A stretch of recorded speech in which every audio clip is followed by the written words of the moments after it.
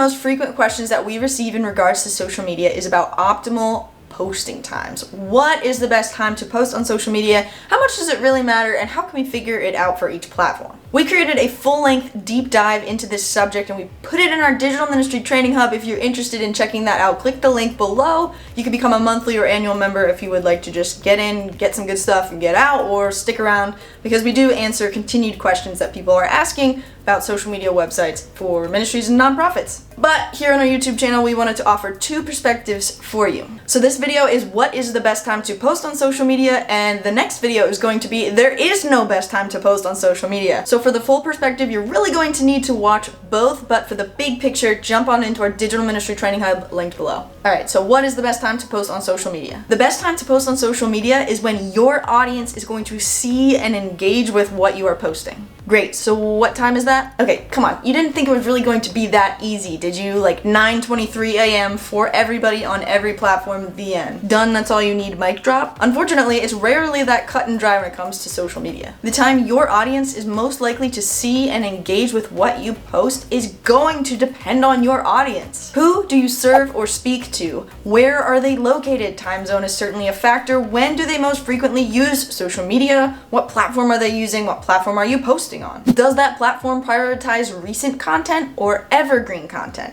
Let's talk about that for a second. Because there are a lot of social media platforms out there and they do not all function the same. I mean, what would the point be of 7 different Facebooks? Let's say you're posting somewhere like Twitter, which is not exactly like the first place we tell faith communities to go and post, but let's just talk about that for now. Posts on Twitter have a much shorter life cycle than videos on YouTube do, for example. That means the time that you post on Twitter is going to be a little bit more important because people cycle through posts a lot quicker on Twitter. In fact, a recent research study found that the half-life of a tweet is 24 minutes. That means by the next day, your tweet is old news. Twitter moves quickly, but on other platforms like YouTube, for example, your content can be a little bit more evergreen. This means your content, your videos, are going to be viewed weeks, days, months, years down the road. Literally, yes, years. For example, our channel hasn't been around that long compared to other channels, and we get consistent views on videos I created years ago. YouTube is a search engine. We might think of it as a social media platform, but it is a search engine. So as people search for content related to your video subjects,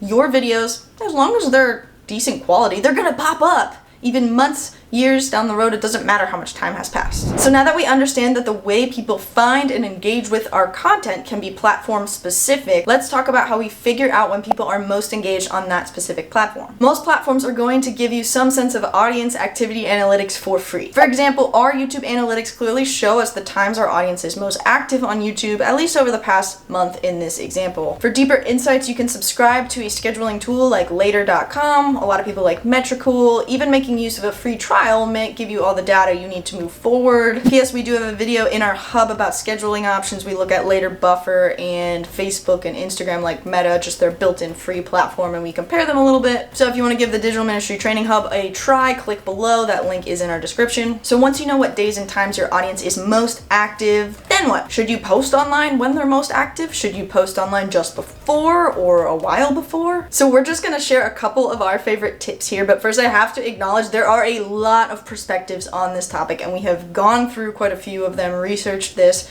and we put a lot more examples and perspectives in our full video in the Digital Ministry Training Hub, which you already know is below. But these are just some of our favorite tips that we saw. So watch the full video if you need more. Tip 1, posting just before or at the start of when your audience is most active is a great practice. If you decide to post when your audience is most active, it might actually pop up for them while they are scrolling. Think like Facebook or TikTok or Instagram. This means there's a high probability your audience, at least your engaged audience, is going to see your content. But don't feel limited to posting in this exact time, like the exact minute the most people are online, because some say posting a little before is going to allow your content to gain a little traction. This idea is that by the time the bulk of your people are online, your post has already gained a little traction, a little interest. The algorithm can pick it up and boost it even more to your already engaged audience. No matter when you decide to post, one of our favorite tips for this, we'll call this tip 2, for posting on social media is to avoid posting at the top of the hour. If you make your post at 11 a.m. on the dot, your post is going to have more competition than if you make it like 11:07 or 10:54. This is because a lot of people are already posting at the top of the hour. It's going to be a default option. It's the easiest, doesn't take a lot of brain power. You're thinking, oh, our most popular times between 10 and 11 or 10 and 12, I'm just gonna make it 11. Well, if you actually vary that a little bit, your post isn't gonna pop up on people's feeds right as everyone else's pop up. You can see this in email. Have you ever noticed that you'll get a bunch of emails from people you're subscribed to all at exactly the same time? If someone's notification or inbox or even feed goes from like 0 to 12 all at once, they're not gonna have as much capacity to pay attention. So schedule your posts off of the hour, but just before your audience peak engagement time to get the most out of your content. Tip number 3, be available if you can. It is ideal to make your posts at a time of day when you can engage with any comments that might trickle in after your post goes live. This really works. It makes people feel like you are live, you're present, you're not this automated bot who schedules everything and is like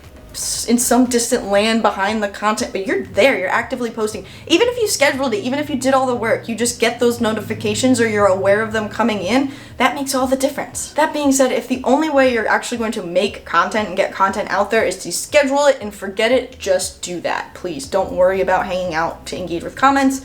It's great, it's helpful, but I'd rather you get your content out there. Making time to come back later and engage with any comments that might have trickled in is also a great practice. Tip number 4, quality over timing. I know that this is the best time to post on social media video and not the there is no best time to post on social media video. I still gotta say this. Ultimately, the quality of your content is more important than the timing of it. Every single one of our posts could magically somehow look into the future and grab the exact time people will be most engaged and deliver it to me for that specific post, and I will have the ultimate answers of the social media universe, and yet if my content isn't engaging or eye-catching and valuable to the people that I'm sharing it with, it doesn't matter. Similarly, and hopefully this one's more motivating to you, if you did not have access to any scheduling platforms at all, even though Facebook and Instagram Meta, you can do that for free now, if you didn't have access to any scheduling platforms and you could only post at like 2:30 a.m., 2:30 in the morning, nobody is awake, okay? But your posts have to go out then because of whatever reason.